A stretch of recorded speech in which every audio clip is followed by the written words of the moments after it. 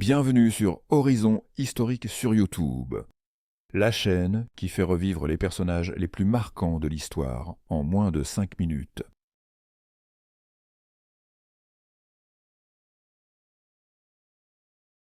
Il y a des noms que l'histoire murmure à travers les siècles avec un mélange d'admiration, de mystère et de controverse. Christophe Colomb est de ceux-là.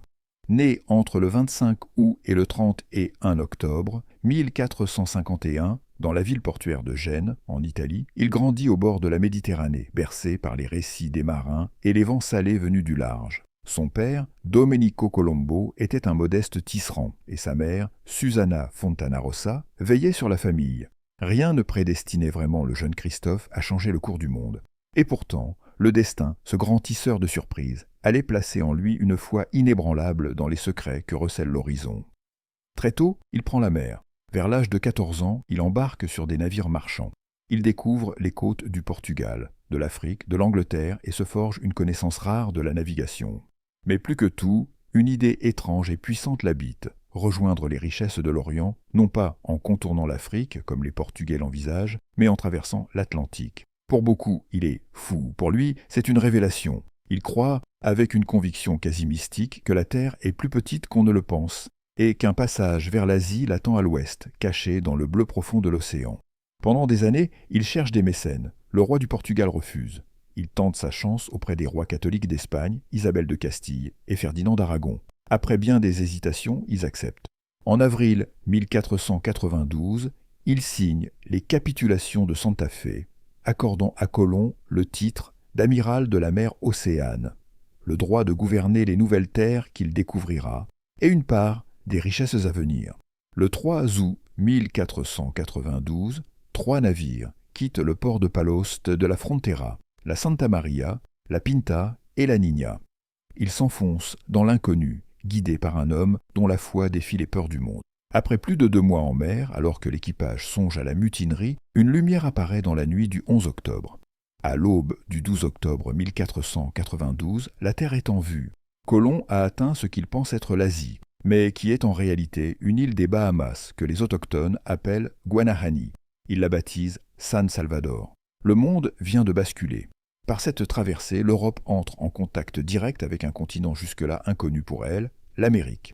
Colomb fera 4 voyages au total. Il découvrira d'autres îles des Caraïbes, Cuba, Hispaniola, aujourd'hui Haïti, et la République dominicaine, la Jamaïque, et atteindra même les côtes de l'Amérique centrale. Mais jamais, jusqu'à sa mort, il ne saura qu'il a découvert un nouveau monde. Pour lui, il a atteint les Indes orientales. C'est pourquoi il appellera les peuples qu'il rencontre indiens, une erreur de géographie qui perdure encore dans certains langages. Son destin, pourtant glorieux au départ, s'assombrit peu à peu. Gouverneur de Hispaniola, Colomb est accusé de mauvaise gestion et de cruauté. Il est même brièvement emprisonné à son retour en Espagne.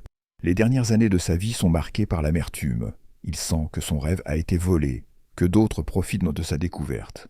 Il meurt le 20 mai 1506, à Valladolid, en Espagne, pauvre, malade et oublié par la cour qui l'avait un jour acclamé. Mais il meurt avec cette certitude étrange et mystique. Il a accompli ce pourquoi il était né. Colomb fut marié à Filipa Moniz Perestrello, une noble portugaise avec qui il eut un fils, Diego. Il eut également un autre fils, Ferdinand, avec Béatrice Henriquez de Arana. Ce dernier, grand humaniste, deviendra le premier biographe de son père. Ce sont les écrits de Ferdinand qui nous transmettent l'image complexe d'un homme habité par une mission quasi divine, souvent incompris, parfois tyrannique, mais toujours guidé par une force intérieure qui le dépassait. L'une de ces phrases célèbres, attribuée selon certaines sources, résume bien son regard sur sa propre destinée. « Le Seigneur m'a donné l'esprit et l'intelligence pour entreprendre ce voyage, et il m'a conforté dans l'exécution de cette œuvre. » On dit aussi que Colomb, dans une discussion avec des sceptiques qui minimisaient son exploit, leur présenta un œuf et les mit au défi de le faire tenir debout. Personne ne réussit. Il le frappa alors légèrement sur la table pour en aplatir la base et le fit tenir. Leçon d'ingéniosité et d'évidence. Une fois qu'un chemin est ouvert, tout le monde croit qu'il était simple. Ce qu'on retient de Colomb, c'est qu'il a, sans le savoir, changé à jamais le cours de l'histoire humaine.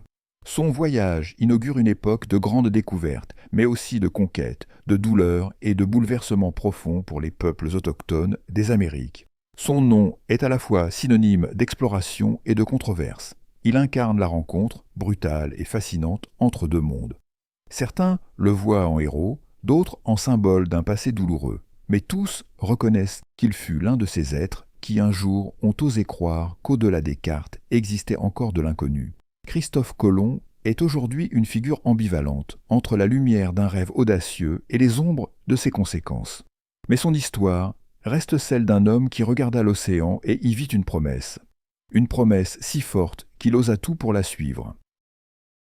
Tu veux encore plus d'histoires incroyables? Alors like la vidéo et abonne-toi pour ne rien rater.